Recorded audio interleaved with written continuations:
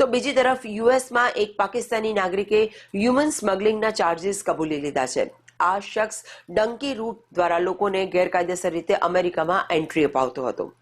નવાઈની વાત એ છે કે આ સ્મગલર લોકોને હોલિવૂડ કે ફિલ્મ ઇન્ડસ્ટ્રીમાં કામ આપવાની લાલચ આપતો હતો અને દરેક વ્યક્તિ પાસેથી $40,000 વસૂલતો હતો.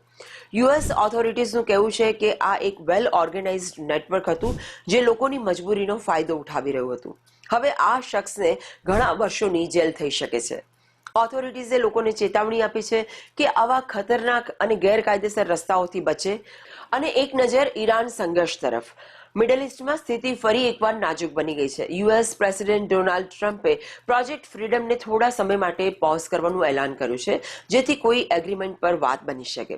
પ્રોજેક્ટ ફ્રીડમ હેઠળ યુએસ મિલિટરી શિપ્સને સ્ટ્રેટ ઓફ હોર્મુઝથી સુરક્ષિત રીતે નીકળવામાં મદદ કરી હતી.